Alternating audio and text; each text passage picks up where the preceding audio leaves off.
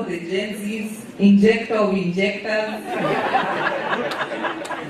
a person who speaks truth to power with humor, wit, and great charm. I invite you, Honorable SIFUNA.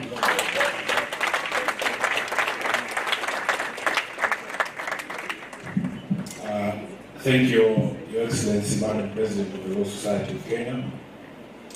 All protocols observed. I know it's lunch hour, but I'll be very brief. My name is SIFUNA. I am the Senator of Nairobi, the Deputy Whip of the Minority, still Honorable Kalonzo. And many of you know me as the SG of ODM. Now, I had a choice. I had a choice to attend that jamboree in Homa Bay or to join you here in Diani to discuss protecting constitutional rule of law and to demand accountability from those in power. I want to say here that I am a proud member of the Law Society of Kenya. As you've been told, my first time being elected was as a member of the Council of the Law Society of Kenya. Those of you who want to join politics, you will always hear people throw snide remarks and saying, this one cannot even be elected as a chair of a cattle league. So, your first time is very important to demonstrate to people that you can actually be elected to anything. And that is the reason why I am always happy to join you. And as Honorable Kalonzo has said again, you need to maintain some nexus between yourself and your profession, because you never know the way some of the young people are talking in 2027. All of us might find ourselves back home, and we would have to find something else to do. I want to commend the leadership of the Law Society of Kenya, led by Madam Faith. You have stood in the gap for the people of Kenya. You have stood in the gap for those of us who may have failed the people of Kenya by applicating some of the roles that were expected for us to execute. So, for standing for the rule of law, the Constitution, all of those things, and for defending the rights of Kenyans, we salute you, not just as the President, but the entire society led by our Council. Now, yesterday I came in and there was a conversation here that was going on. I found the Attorney General addressing this gathering, and she suggested that what leaders need more is prayer. I am not discounting the value of prayer, but if you are put in a position of advice, the most critical thing you need to do for your leadership is to give them the proper advice. These council members here are supposed to give good and proper advice to the President of the Law Society of Kenya. The Attorney General is supposed to give proper advice to the President. And the murmurs you are hearing in the hall is because many of us at the back there were shouting, you are preaching to the choir. The people who need that advice are not these lawyers. We know what the law is. We know what anticipatory bail means. The person you are supposed to be speaking to is your boss, because he's the one who doesn't know what anticipatory bail is. So, I hope she understands. She understands the concern that we have as a people, as lawyers, with everything that has been done by this administration to claw back on the freedoms and gains of the people. She spoke about anticipatory bail. She even tried to suggest, I don't know which era her mind slips to, that there were some, offenses that were not bailable. That is something we left back many years ago.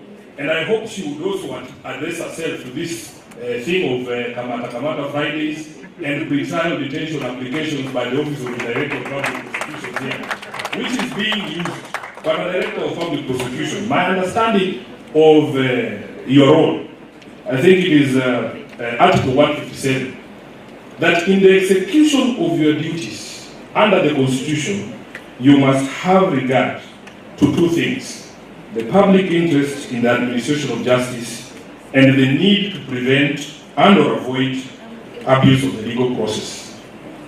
Now, when you sit in your office approving these charge sheets that are being manufactured in the police stations, do you ever lend your mind to your responsibility to us as the people who are being charged with some of these offenses that Ruto has spoken about?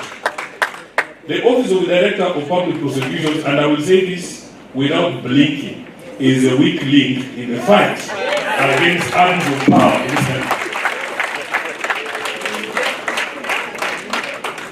You have a responsibility, when you are approving that charge sheet, to remember that it is you to prevent abuse of power and process in this country. So, we are here to call you out as well and tell you we are not very happy. The Chief Justice of this Republic gave us a history of these rights. You know, people always forget that everything that has been put in the Constitution is drawn out of the experience of Kenyans with previous regimes.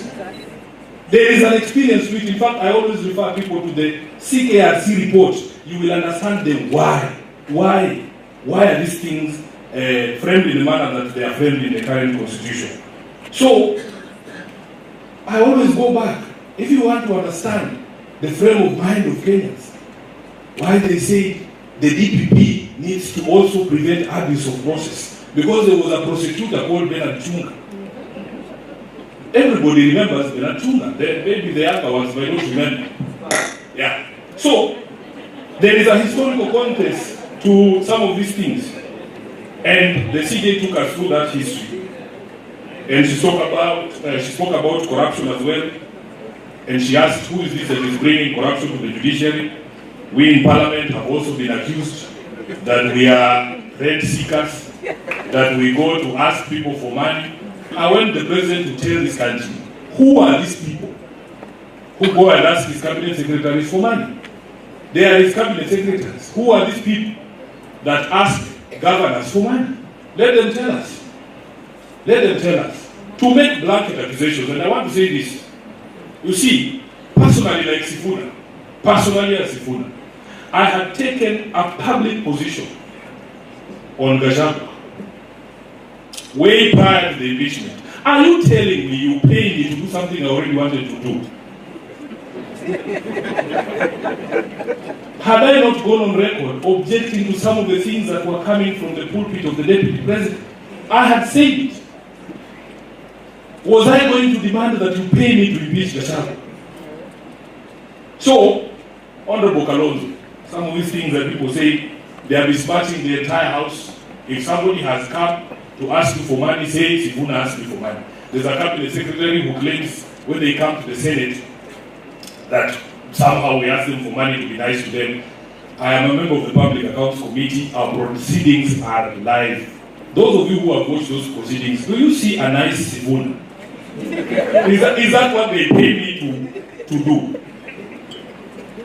Anyway, it's a difficult conversation, but we need to all agree that some of the people who are pointing fingers are the worst possible auctioneers in this country. In fact, their names are synonymous with corruption. If you ask a small child in this country what they know about that person, they tell you that is a thief. And then they are the ones standing and telling us, oh, Parliament is corrupt. All of those committees in Parliament, except two, all of those committees in Parliament are headed by members of his party, the President's party. All of them. Agriculture, lands, whatever it is. So, he should have a PG with his team first of all, before he calls all the members to go for PGs, join PGs. You know, you will allow me to just speak because when Faith asked me to come to this conference, I asked her what would be my expectation as a guest here. I can see other people came prepared with speeches. The president told me, SIFUNA just speak from the heart. And I asked her, are you sure? Are you sure that you want me to speak from the heart? But she has allowed me to do that. I just want to make some concluding remarks about some of the things that have been said today. First of all, Dr. Okello, I admire his courage. And I can assure you, Dr. Okello, that you will see a few Subarus. Because these are people who have very thin skin. Very thin skin. These are not guys who you will see. Dr. Okello works in the legal office in the Senate. You will see a disciplinary letter next week. Because the people we work around, they have such thin skin, they cannot take criticism. But today, I want to applaud his courage because he has spoken about a broken system and the broken promises. When we look at the, you see, for me, the solution is very simple. Kenyans must go back to ask themselves, what sort of government did we want? What sort of government did we want? And I've made it clear that all these people who talk about shiny things, railways from here to Malaba, how many markets we are constructing, those are not the people we are looking for. The aspirations of Kenyans as far as government is concerned will be found in the preamble of the Constitution. It talks about an aspiration by all Kenyans for a government based on the essential values of human rights, equality, freedom, democracy, social justice, and rule of law. So all of these people who are claiming they want home government in 2027, if you do not fit that mold of those 6 essential values, please, we are not what we are looking for. Are we together? Yes. There is already a manifesto. There is already a blueprint for the government we want to establish. No roads, no markets, freedom, respect for humanity, for human rights, respect for democracy, social justice, and rule of law. Honorable Kalonzo, I am a believer in separation of powers. I have refused to go to the seat of the executive, and this is one of the criticisms. I hope the CJ was here. One of my criticisms of her is that sometimes she forgets that she is a head of an institution, and you must protect the image of that institution. Don't allow yourself, even perception, don't allow the perception that you are subservient to the head of state. Don't go to his house. That's what I'm saying. Don't go to his house. If you have to meet as a head of government, choose a place where that physical separation, Honorable Kalonzo, between the two arms of government can be maintained. And that is the reason why SIFUNA does not go to State House. And by the way, constitutionally, I am the supervisor of the executive. They come to me, I don't go to them. I am a believer in the rule of law, and I will tell you a story. Recently, there was a governor who was brought before the Senate for impeachment. If you look at those impeachment charges, all of them originated from the County Public Accounts Committee where I sit. All of them, including the hiring of more than 60 advisors and so on and so forth. They originated from a session of the County Public Accounts Committee. I was in that session. So, I believe in those charges. But there is a High Court sitting somewhere in, I think it was Mary, that has said all the proceedings in the county assembly are null and void. It's not that I don't believe in the charges, but I am a lawyer. I am an advocate. I swore an oath. In fact, the judge in that case was so gracious as to say they were not going to stop the proceedings in the Senate. They are leaving it to us to exercise our minds on the space of constitutional institutions and the respect for the rule of law. What do you think SIFUNA does? Yes. We say you can argue whether the order is flawed, and I saw some of my senior colleagues in the profession coming and telling us that there are actually orders that we can ignore. Can you believe it? Can you believe it? So, despite my feelings about the charges and the guy generally, I have a responsibility because some of us take oaths very seriously. We took an oath to defend this constitution. And I agree with those of you who are saying we need to go back and reclaim our country. Now, let me conclude. First of all, Justice Lenaola, I think, has painted the true picture of this country, who we are. I have had some political leaders claim that, we are in Africa, and that in Africa it is very difficult to remove a sitting president who is looking for his second term.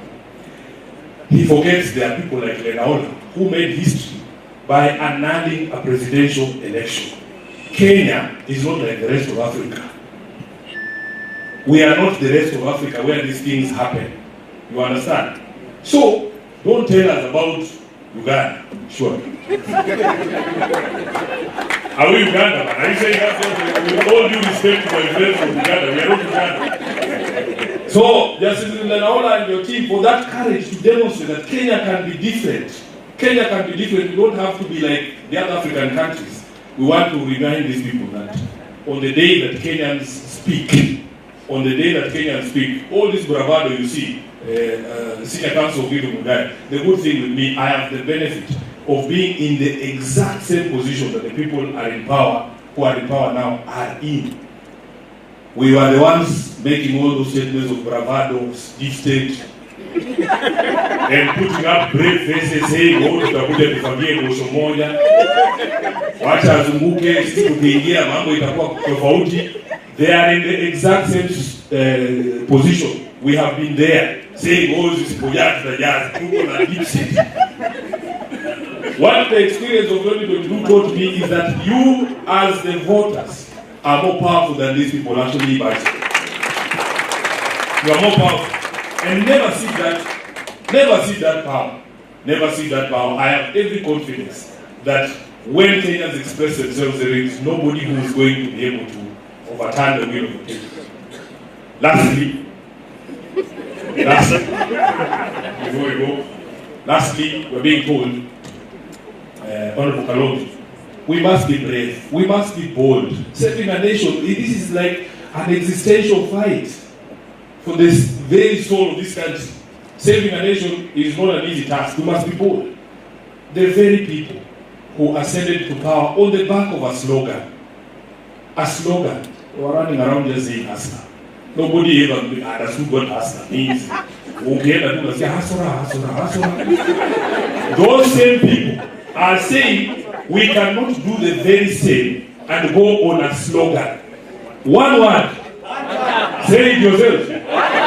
Asante sana.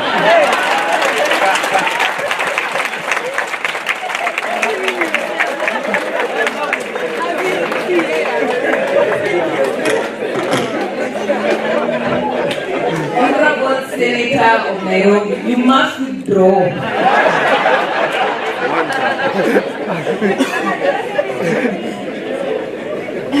I know the temperatures have risen, but now it's time for the yellow pages, but also a surprise. The Honorable Governor of Mombasa deemed it that it's quite important to come and see us and speak to us as members of the bar. He wants to give us a bit of advertising to entice us why this convening